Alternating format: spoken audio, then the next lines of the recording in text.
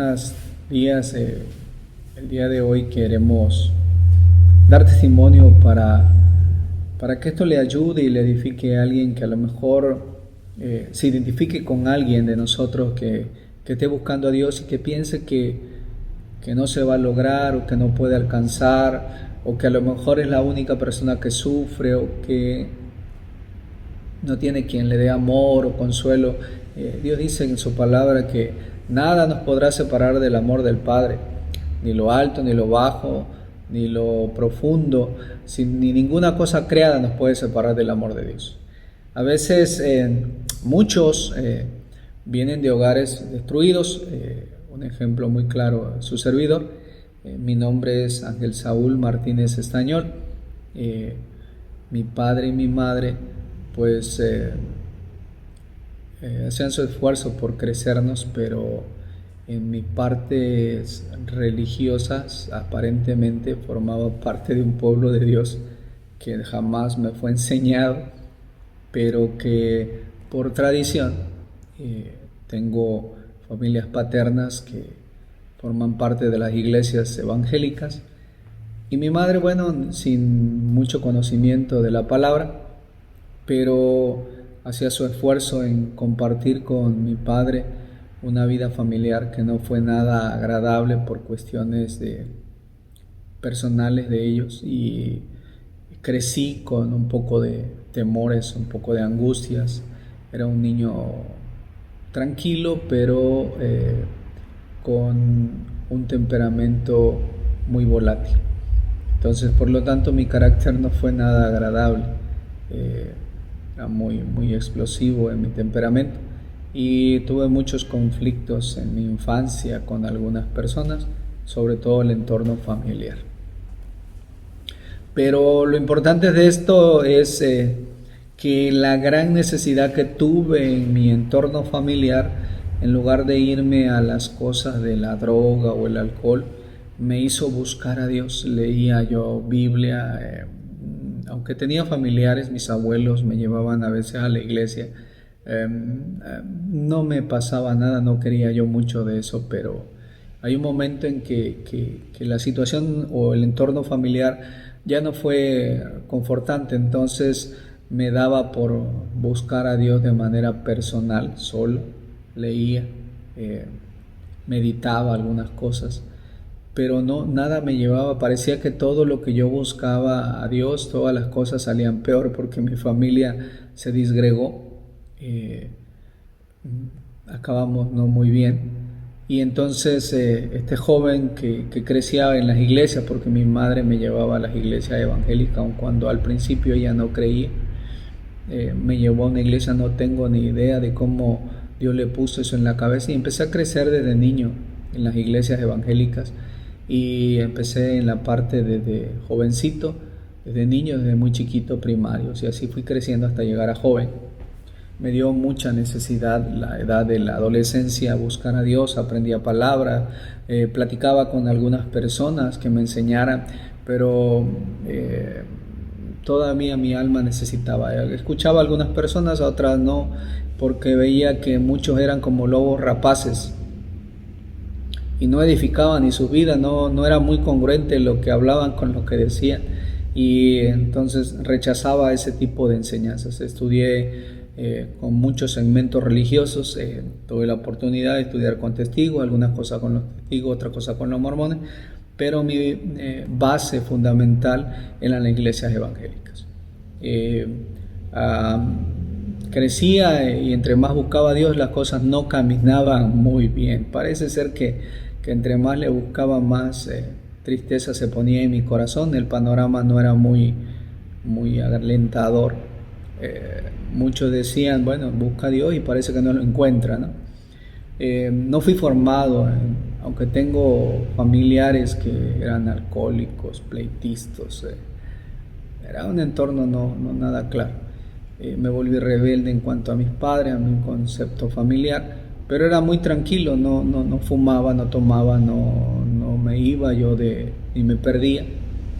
Y crecí hasta que un día yo tuve que decirle a Dios, Señor, las cosas no están saliendo bien, las cosas están muy mal en mi hogar, esto en lugar de ser un hogar parece una hoguera de destrucción. Y tuve que orar y ayunar y no entendía qué estaba pasando, honestamente. Em, em, yo había perdido todo deseo de Dios, aunque en el fondo seguía yo hablándole y diciéndole cosas un poco quizás confundido y queriendo el agrado de mi padre, y mi padre estaba en su mundo. Desafortunadamente, como muchos quizás su entorno familiar, y aunque tu padre y tu madre te dejaran, eso suena bonito, pero en la vida real no es nada agradable. No tengan algún pariente, pero no tienen a la mejor persona que puede encontrarle, que es Jesús y a Dios. Entonces yo tuve que ir a Él con esa gran necesidad y Dios me tomó de su mano y a los 17 años, que básicamente a los 15, perdón, estaba llorando y lloraba yo mucho por mi padre y un día de tanto llorar Dios se acordó de mí y me dijo estas palabras que no se me olvidan, las muchas palabras o pocas que aparentemente he alcanzado a comprender me han servido en mi vida personal. Y lloraba yo a Dios y me quejaba, pero un día, ese día era un momento agradable y Dios me dijo, no le llores más, yo soy tu padre. Esa palabra que me dijo me dio una identidad, una fuerza increíble. Yo tenía, eso fue a la edad de 15 años, a los 17 años yo tenía un poco de dudas si debía servir a Dios y seguir o estudiar, porque tenía el anhelo de estudiar medicina. Y cuando le pregunté a Dios, estaba orando y le dije, Señor, ¿quieres que te sirva? Porque había escuchado, yo preguntaba si debía servir a Dios y tenía esa inquietud, pero no me contestó. Y cuando no me contestó, dije, bueno, voy a estudiar medicina. Y terminé la carrera, tuve la oportunidad de hacer una especialidad y un día en el hogar de ustedes seguía yo buscando a Dios y en casa estaba llorando y me aprendí muchos versículos bíblicos como muchos jóvenes se aprenden, pero no conocía, por lo menos yo no conocía a Dios. Yo creo que Dios me conocía a mí como Dios conocía a Samuel, pero estaba esperando el momento donde Él me pudiera soltar una palabra, donde a lo mejor yo pudiera asimilar en mi corazón esa parte importante, porque cada día que Dios te da una palabra es un gran tesoro que entra en el corazón y no se olvida. Ese día, estando en su cama, en mi cama de ustedes, Dios me habló y me dijo, ¿qué eres tú? Y yo le dije, soy primogénito, Señor. Yo sabía lo que me habían enseñado, la doble primogenitura, la doble bendición, las cosas que uno ve como hijo de Dios. Y le respondí a Dios como un buen religioso.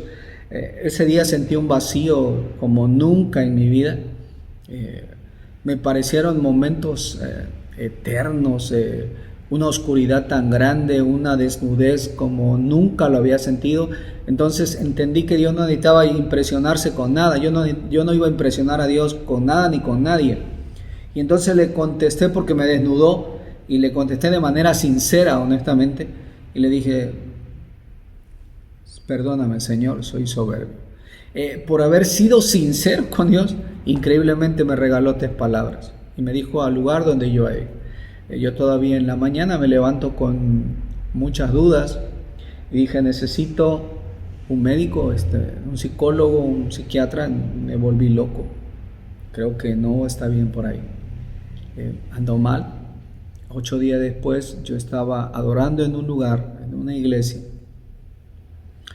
y Dios me habló en ese lugar. Habían puesto a una mujer en silla de ruedas con un problema de cáncer, no caminaba. Y Dios me dijo lo que tenía que hacer, me dio las instrucciones muy claras. Yo me resistí y dijo, esa mujer que tú ves ahí va a caminar pero no va a sanar. No entendí, porque el proceso en que tú asimilas una palabra y la llegas a meditar y a entender depende de tu corazón, puede ser muy largo o muy cortito. Y entonces me habló por segunda vez y me dijo, ve y ora por ella. La tercera vez me dijo, si no vas, mando a otro. Entonces esa parte sí me dolió, fui, lloré. Y delante de mucha gente que pudieron ver el milagro, esa mujer caminó. Los médicos sabemos que la gente que tiene cáncer no camina o no se cura el cáncer, pero en Dios sabemos que el cáncer se cura, no es una emoción, no es una idea, es una realidad. Los médicos lo que menos sabemos una parte de la medicina, pero el médico que cura lo increíble es Dios. Y desde ese momento le dije que yo le iba a servir a donde Él me mandara. No podría hablarles de alcoholismo ni drogadicción, sería mentirles, no conozco esa parte, Lo que sí sé es que la gente que tiene sus hijos y lo lleva a las iglesias, dice, instruye al niño en su camino y aun cuando fuere viejo, no se apartará de él. Nunca me aparté, creo yo, de la parte del camino, más bien Él nunca me apartó y me guardó. Y todas las cosas que he ido aprendiendo en mi formación es preguntarle a Dios. Lo que yo hago es preguntarle a Dios, quizás las cosas muy sencillas hasta las cosas más complicadas. Yo le pregunté a Dios, una de tantas es con quién me iba a casar, y Dios me dio la instrucción clara de con quién me iba a casar. No me avergüenzo de eso, sé que no me importa lo que la gente diga, yo estoy convencido y estoy seguro porque hasta aquí Dios me ha guardado. La gente que escucha a Dios desde su niñez tiene un gran privilegio. No se contamina, sigue a Dios, y si le entrega su corazón a Dios va a ser más fácil que los procesos los pueda pasar. Aquellos que vienen del mundo, no estoy diciendo que Dios no pueda sacarlo del mundo y llevarlo a la pureza, no, sino que el proceso de contaminación es mayor, y los que están en Dios, el proceso de que se contamine el corazón es menor. Y entonces Dios ve todo eso, Dios ve todo. Pero a los que crecen en hogares de que padres creyentes, sigan ahí, y lo único que yo les puedo decir, sigan creyéndole a Dios. Dios los va a llevar a unas grandes bendiciones y una vida de éxito que jamás se lo imaginarían. Sin Dios nada podemos hacer. No les puedo hablar, como mencioné hace rato, de drogas y cosas así, no sería inverosímil, y absolutamente quizás para muchos no sea un testimonio que impresione a otros, pero también estar dentro de las iglesias y servirle a Dios, eso tiene valor, porque es más fácil contaminarnos allá con todo lo que conlleva eso, que permanecer ahí y que la gente aparentemente te observa y tú dices, no, parece que no pasa nada. No, la gente observa, y el que nos observe y podamos dar testimonio sin necesidad de hablar, eso es grande. ¿Por qué? Porque Dios habita en la santidad de su pueblo. Dios les bendiga, muchas gracias, espero que pueda serle útil a alguien, y lo más importante es que todo lo que hagamos y todo lo que decimos no es para nosotros, es para que su nombre sea glorificado y le pueda servir a alguien. Dios les bendiga, muchas gracias.